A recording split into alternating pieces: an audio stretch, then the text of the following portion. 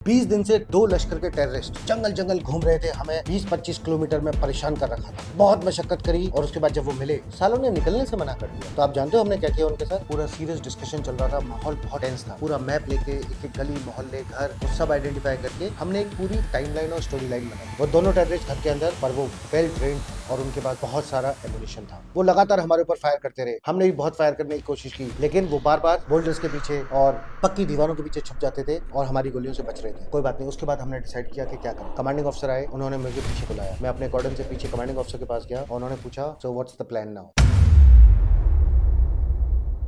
जय हिंद दोस्तों, आज ले चलता हूं आपको एक सफर पे, जो एक ऑपरेशन मैंने किया अपने राष्ट्र राइफल्स टेन्योर के दौरान। 2 लश्कर के टेररिस्ट, फॉरेन टेररिस्ट, 20-25 किलोमीटर का एरिया था। उसमें इधर से उधर, एक गांव से दूसरे गांव घूम रहे थे, पकड़ में ही नहीं आ रहे थे। कभी आते, फिर 4 दिन के लिए गायब हो जाते, जंगलों में, हाई एल्टीट्यूड में, कभी किसी गांव में।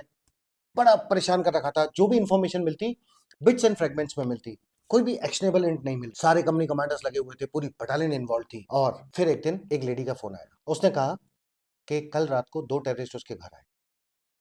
मैंने उससे और पूछा, तो उसने बोला कि रात को 2 टेररिस्ट आए। उसने पूरा डिस्क्रिप्शन बताया कि कैसे कैसे दिखने में, क्या कपड़े, क्या था, सब उसने बताया। और उसने कहा वो मेरे घर आए, फिर मैं गई दुकान से चिकन खरीद के लाई, उनके लिए चिकन बनाया, इतना सारा चावल बनाया, इतनी सारी रोटियां बनाई, सब उसने पूरा डिटेल बताया। इन टेररिस्ट के साथ प्रॉब्लम क्या चल रही थी, ये दोनों के दोनों लश्कर ए तोयबा के टेररिस्ट थे। दोनों पाकिस्तानी थे और दोनों वेरी वेल ट्रेन्ड थे। पूरा अच्छे से इनको जंगल वॉरफेयर आता था। ये समझते थे जंगलों में कहाँ कैसे गायब हो सकते हैं, कैसे छुप के रह सकते हैं। ना ये मोबाइल चलाते थे, ना ये कोई रेडियो सेट्स को यूज कर रहे थे, ना ही ये कोई सैटेलाइट कम्युनिकेशन कर रहे थे। बस एक चीज थी जो हमारे फेवर में थी, वो ये थी कि इनका गाइड गुम हो गया था, ये रास्ता भूल गए थे। पाकिस्तानी थे, लोकल एरिया ज्यादा अच्छे से जानते नहीं थे। तभी इन्होंने ये गलती की कि एक पर्टिकुलर विलेज में एक महिला के पास ये पहुंच गए। और वो महिला, जिसको कुछ दिन पहले ही फौज की तरफ से सद्भावना में कुछ मशीन या कुछ गिफ्ट मिला था, तो उसके ऊपर फौज का अच्छा इम्पैक्ट था और उसने इन्फॉर्मेशन शेयर करी। अब ये इन्फॉर्मेशन आ गई, मैंने बाकी कंपनी कमांडर से बात करने की कोशिश की, सबके पास इन्फॉर्मेशन थी, लेकिन सबके पास थोड़ी थोड़ी इन्फॉर्मेशन थी। ये पहली बार एक इन्फॉर्मेशन मिली जिसपे कुछ एक्शन हो सकता था। मैंने इसके बारे में काफी सोचा, मैंने उस लेडी की क्रेडिबिलिटी जानने की कोशिश की। फिर मेरे उस एरिया में जो एक दो और सोर्सेस थे, मैंने उनसे फोन पे बात करी और हल्की फुल्की इन्फॉर्मेशन लेने की कोशिश की। तो पता चला कि कुछ तो मूवमेंट हुआ था कल रात को। एग्जैक्ट किसके घर हुआ, एग्जैक्टली क्या क्या हुआ, ये पता नहीं चल पा रहा था। अब यहां से हमारा काम शुरू होता था कि हम उस जो फ्रेगमेंट्स ऑफ इंफॉर्मेशन मिल रही है, उसको कैसे बॉयल अप करेंगे और कैसे उसको छलनी से छान के हम एक्शनेबल और मतलब की इंफॉर्मेशन को निकालेंगे, एक ऐसी इंटेलिजेंस निकालेंगे जिसको हम यूज कर सकें एक सक्सेसफुल ऑपरेशन लॉन्च करने के लिए। ये सब चल रहा था। मैंने बाकी कंपनी कमांडर से भी सारी इंफॉर्मेशन ले ली। मैंने इंटेलिजेंस एजेंसीज में भी, जो जिनके साथ मैं काम करता था, उनसे मैंने बात करी और इन्फॉर्मेशन ली। और फिर इसकी एक स्टोरी बिल्ड करके, जितना मुझे समझ आया, मैंने कमांडिंग ऑफिसर को बताया। मैं कमांडिंग ऑफिसर से मिला, उनको मैंने ब्रीफ किया कि sir this is what is happening और ये मेरे पास इनपुट है। कमांडिंग ऑफिसर को मेरी मेहनत अच्छी लगी। उन्होंने बोला ऑल राइट एलएस, तू इस ऑपरेशन को लीड करेगा। मैंने कहा ठीक है सर। फिर हमारी बात हुई और हम बैठे डिस्कशन के लिए। अब हम डिस्कशन के लिए बैठे, तो मैंने बाकी कंपनी कमांडर्स जो मेरे साथ इन्वॉल्व थे ऑपरेशन में, उनको बुलाया। वो मेरी कंपनी में आए, हम लोग कंपनी में बैठे और हमने एक एक कप चाय पी। तब तक कमांडिंग ऑफिसर आ गए। कमांडिंग ऑफिसर आए और हमने पूरा उनके सामने ब्रीफ करा। पूरा सीरियस डिस्कशन चल रहा था, माहौल बहुत टेंस था। पूरा मैप लेके एक एक गली, मोहल्ले, घर को सब आइडेंटिफाई करके हमने एक पूरी टाइमलाइन और स्टोरी लाइन बनाई कि अभी तक हमारे पास जो इन्फॉर्मेशन है, उस हिसाब से टेररिस्ट क्या कर रहा है। वो सब करने के बाद हम बैठे, थोड़ा सा माहौल रिलैक्स करने के लिए बैठे। और फिर हमने सोचा कि चलो डिनर करते हैं। तो मैंने एज कर्टसी मैंने कहा, कमांडिंग ऑफिसर को बोला कि सर आप डिनर करके जाइए। सारे लोग हम वहाँ रुके, ड्रिंक्स एंड डिनर के लिए हम रुके वहाँ पे। और अभी डिनर आने ही वाला था और हम अब लाइट में डिस्कशन कर रहे थे कि ऑपरेशन में कैसे कैसे काम होगा। मैं आपको यहाँ पे बताना चाहूंगा कि राष्ट्रीय राइफल्स में आप खा रहे हो, आप पी रहे हो, आप सो रहे हो, आप जग रहे हो, आप कुछ भी कर रहे हो, सिर्फ एक एम के साथ आप बैठे होते हो। The only one thing that takes precedence और प्रायोरिटी इज काउंटर टेररिज्म। आप 24 घंटे सिर्फ वही करते हो। इसीलिए राष्ट्र राइफल्स एक बहुत ही पोटेंट और बहुत ही स्पेशलाइज्ड फोर्स है काउंटर टेररिज्म ऑपरेशंस के लिए जम्मू एंड कश्मीर के एरिया में। तो यही सब चल रहा था। तो वहां पे एक हमारे साथ ऑफिसर थे, मेजर ब्रेवो। मेजर ब्रेवो का काम था कि अब वो रात को जाएंगे और बाकी इंफॉर्मेशन को बॉइल डाउन करके नोट करके लाएंगे। तो कमांडिंग ऑफिसर ने बड़े आराम से पूछा, हाँ भाई ब्रेवो, तू क्या करने वाला है? उसने कहा सर मेरा टास्क बिल्कुल सिंपल है, अभी ये डिनर करने के बाद मैं यहाँ से जाऊंगा and later at the night I will go to that village, I will go to that house, I will meet that chap. और थोड़ी सी साइलेंस हुई और कमांडिंग ऑफिसर ने उसको देखा और बोले, ओ ब्रेवो भाई वो चैप नहीं है चैप ही है। और हम सब जोर जोर से हंसने लगे। खैर, वो रात खत्म हुई, सब अपने अपने टास्क पे लगे। मेजर ब्रेवो ने बहुत बढ़िया काम किया। वो सिर्फ ये पता करके नहीं आए कि कितने लोग आए, कहाँ आए, कैसे आए, क्या खाया, क्या इक्विपमेंट था, क्या वेपन था। वो ये भी पता करके आए कि वो किस रास्ते आए, किस रास्ते गए। मेजर ब्रेवो ने बहुत बेहतर काम किया कि उन्होंने बाकी जो सोर्सेस थे उस एरिया में उनके, उनसे भी बात करी और इसको ट्रैक करा। वो उस रास्ते पे चल के गए और उन्होंने वहां जाके देखा, वहां के पिक्चर्स लिए, वहां के नोट्स बनाए और सारी इंफॉर्मेशन लेके आए। बाकी जो और ऑफिसर्स थे मेरे साथ और मैं, हम भी अपने अपने काम पे लग गए और हम धीरे धीरे धीरे करके इंफॉर्मेशन बॉइल डाउन करते रहे। अब हमें एक पैटर्न पता चला कि वो एक गांव जाता है, फिर दो गांव छोड़ के तीसरे गांव जाता है और उसके बाद फिर 4 दिन के बाद वापस वहां पे लौट के आता है। तो एक पैटर्न हम बनाने लगे उसका कि इनका पैटर्न क्या चल रहा है।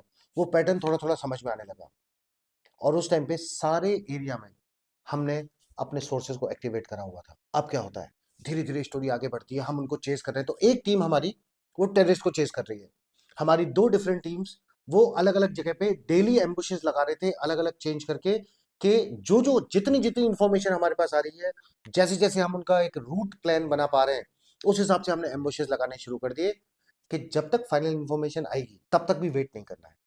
जितना जल्दी से जल्दी हो सके इन कीटाणुओं को मारना है और अपने एरिया को साफ सुथरा रखना है। लगे हुए थे, पूरी मेहनत चल रही है, दिन के ऑपरेशंस, रात के ऑपरेशंस, खबरियों से मिलना। कुछ टीम्स हमने ऊपर भी हाइट्स पे बिठा दी थी जो नीचे की तरफ जब जरूरत पड़े तो फटाफट से कोई भी इस पर पकड़ के दौड़ के नीचे आ सकते हैं। ये सारी कहानी चल रही थी। फिर तभी एक दिन एक और सोर्स का फोन आया। मैंने पूछा क्या खबर। बोलता है, साहब आप जिसको ढूंढ रहे हो वो मेरे पास है। बस और क्या चाहिए था। ऐसा पहले लगा, लेकिन हमें पता था कि एजेंट्स डबल साइडेड भी हो सकते हैं, तो वेरीफाई करना जरूरी था। पर वो बंदा था जो मेरे साथ कई साल से काम कर रहा था, तो उसने इन्फॉर्मेशन दी, हमें इन्फॉर्मेशन मिली, हमने उसको वेरीफाई करवाया और टीम्स को बोला कि इस पर्टिकुलर गांव के इस पर्टिकुलर मोहल्ले के लिए अपना आपको पास लेके आना शुरू करो, कन्वर्ज करना शुरू करो। धीरे धीरे टीम्स उस एरिया पे आने लगी। हमने डिसाइड किया कि 2 दिन बाद वो टेररिस्ट कहाँ पहुंचेंगे, इसका हम कैलकुलेशन कर चुके थे और हमारी कैलकुलेशन और उस बंदे की जो खबर थी वो बिल्कुल मैच कर रही थी। हमें पता था कि वो रात को एक पर्टिकुलर मस्जिद में नमाज पढ़ने जाएंगे और नमाज के बाद उनको कहीं पे खाना खाने के लिए भेजवाना है। हमारे एक सोर्स को हमने लगाया काम पे, जिसका काम था उनसे दोस्ती करना और उसके बाद अपने घर पे खाना खिलाने के लिए ले जाना। सब कुछ प्लान के अकॉर्डिंग हो रहा था। हमारी टीम्स कन्वर्ज कर चुकी थी, हम उस एरिया में ऑलरेडी जाके जंगलों में छुप चुके थे 2 दिन पहले। 2 दिन से हमने वेट करा, सारी टीम्स इन प्लेस हो गई और उसके बाद धीरे धीरे कन्वर्ज करके रात को नमाज के बाद वो टेररिस्ट हमारे सोर्स के घर चले गए। हमारे सोर्स वहां पे ले गया और उसने हमें फोन किया। उसने बोला, साहब मेरे घर आ चुके हैं। I said fine. हम पहुंच गए, हमने उसके घर के पास में कॉर्डन किया और रात को, अगली सुबह जब हम ऑपरेशन करना चाहते थे उससे पहले वाली रात को, हमने अपनी टीम्स को बिठाया, मैं मेरी टीम के साथ उसके ठीक सामने वाले घर में, जहां से उसके दरवाजे को और छत के ऊपर एटिक में लगी हुई उसकी खिड़की जो है उस पर नजर रख सकता था, वहां पे जाके मैंने अपनी मशीन गन लगाई और मैं अपनी टीम के साथ बैठ गया। पूरी रात निकली, सुबह होने का टाइम हुआ लगभग 3 बजे। थोड़ी थोड़ी हलचल होने लगी, हम लोग सब अलर्ट पे आ गए, सारी टीम्स अलर्ट पे थी, सबकी पोजीशन हमने चेक करी, हमारे सोर्स ने हमें इन्फॉर्म करा हुआ था। उसके बाद सुबह 4 बजे के टाइम या 4:30 बजे करीब जब अजान हुई, अजान के बाद वो दोनों टेररिस्ट वहां से निकले और निकल के सामने गली में आए। बस यहाँ पे थोड़ा सा ट्विस्ट हुआ कि उनको गली में हम एक्सपेक्ट कर रहे थे सामने आएंगे मेरी वाली टीम की तरफ, लेकिन वो मुड़े मेजर ब्रेवो की टीम की तरफ। मेजर ब्रेवो भी पोजीशन में थे, उनकी पूरी क्यूआरटी लगी हुई थी। टेररिस्ट वहां पे उनके सामने पहुंचे, मेजर ब्रेवो ने उनको सामने देखा और चैलेंजिंग प्रोसीजर किया। चैलेंजिंग प्रोसीजर जैसे किया, टेररिस्ट ने भागने की कोशिश की, तुमने जैसी भागने की कोशिश की राइफल्स दिखी और मेजर ब्रेवो की टीम ने फायर खोला, बस्ट फायर किया, एक टेररिस्ट के पैर में लगा और वो वापस पीछे की तरफ दौड़े और मेरी टीम की तरफ आ गए। जब मेरी टीम की तरफ आए तो मेरे लेफ्ट साइड में मेजर सेरा की टीम लगी हुई थी, मेजर सेरा की टीम ने उधर से फायर किया। उसके बाद वो वापस वहां से दौड़े, दोनों मरे नहीं, उनकी किस्मत इतनी अच्छी थी दोनों जिंदा रहे और वहां से वो दौड़े और गांव के कॉर्नर की तरफ एक दूसरा घर था उसमें घुस गए। हमने उन्हें चेज करना शुरू किया, मेरी टीम और मेजर ब्रेवो की टीम, हम दोनों उनके पीछे लगे एंड उसको चेज करते रहे। वो जाके एक घर में घुस गए, छोटा सा घर था, उस शेड में घुसे और शेड में घुस के पीछे की तरफ उन्होंने हमारे ऊपर फायर करना शुरू कर दिया। हमने फिर से कॉर्डन स्टैब्लिश किया, हम उनको भागने नहीं देना चाहते थे। फिर से हमने तीनों साइड से उनको कवर कर लिया और अब दिन निकल चुका था। अब टेररिस्ट वहां फंसे हुए थे। कमांडिंग ऑफिसर भी वहां पहुंच गए। कमांडिंग ऑफिसर ने कहा कि don't hush up guys, just relax, take it easy. अब ये आइसोलेटेड भी हो चुके हैं, अब कोई कोलेटरल डैमेज का ज्यादा चांस नहीं है, ये आइसोलेट है, हमने कॉर्डन अच्छा लगा रखा है, हमारे पास पूरा दिन है। ये भी एक बड़ी इंपॉर्टेंट तरीका होता है काउंटर टेररिज्म में। जब आपको पता है कि आप अपने ही देश के अंदर लड़ रहे हो, तो आपको ये कोशिश करनी होती है कि कोलेटरल डैमेज को कैसे मिनिमाइज किया जा सके, कैसे हम मिनिमाइज करें कि कोई सिविलियन कैजुअलिटीज ना हो। और अब हमें ये मौका मिल चुका था। वो दोनों टेररिस्ट घर के अंदर, पर वो वेल ट्रेन्ड थे और उनके पास बहुत सारा एमुनिशन था। वो लगातार हमारे ऊपर फायर करते रहे, हमने भी बहुत फायर करने की कोशिश की, लेकिन वो बार बार बोल्डर्स के पीछे और पक्की दीवारों के पीछे छुप जाते थे और हमारी गोलियों से बच रहे थे। कोई बात नहीं, उसके बाद हमने डिसाइड किया कि क्या करें। कमांडिंग ऑफिसर आए, उन्होंने मुझे पीछे बुलाया। मैं अपने कॉर्डन से पीछे कमांडिंग ऑफिसर के पास गया और उन्होंने पूछा, so what's the plan now? तो मैंने कहा, sir let's hit them with a rocket launcher. बोलते ठीक है, you want to finish it? I said yes sir, let's finish it fast. तो बोले ठीक है। हमने रॉकेट लॉन्चर्स मंगाए और रॉकेट लॉन्चर लेके डिसाइड किया फायर करने को। मेरे एक नायक थे मेरी टीम में, जो कि रॉकेट लॉन्चर के साथ, आरएल के साथ बहुत अच्छा फायर करते थे। उनको लगाया, उन्होंने फायर किया। लेकिन कभी कभी ऐसा होता है कि उस घर के अंदर दो खिड़कियां थी और दोनों एक ही लाइन में थी, एक के पीछे एक दीवार से। जहां से हमने रॉकेट लॉन्चर फायर किया, वो एक खिड़की में से घुसा, दूसरी खिड़की से बाहर चला गया और पीछे जाके फट गया। उस दिन हमारे साथ कोई एक्सीडेंट भी हो सकता था, क्योंकि पीछे साइड में एक दूसरी टीम भी थी, बट लकीली हम सेफ रहे।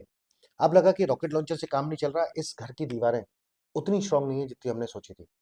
तो सोचा अब क्या करें। थोड़ी देर सोचा, टेररिस्ट ने हमारे ऊपर और ज्यादा इंटेंस फायर करना शुरू कर दिया। दिन का टाइम था, ज्यादा क्लोज इन भी नहीं हो पा रहे थे। फिर तभी लगा कि कुछ और करना पड़ेगा, थोड़ा इनोवेटिव करना पड़ेगा, क्योंकि आरएल फायर करने के लिए और जगह नहीं मिल रही थी। और किसी और एंगल से अगर हम फायर करते तो चांसेस थे कि आरएल का राउंड गांव के किसी दूसरे घर में जाके लग जाए अगर मिस होता है तो। बड़ा ट्रिकी हो रहा था। तो कमांडिंग ऑफिसर ने फिर बोला कि नाउ व्हाट।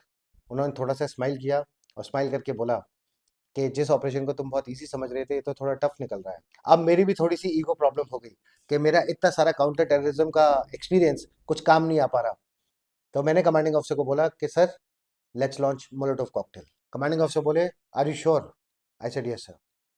बोले कौन जाएगा?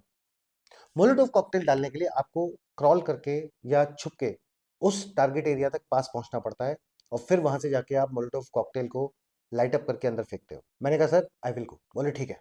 Are you sure? I said yes sir, I will go.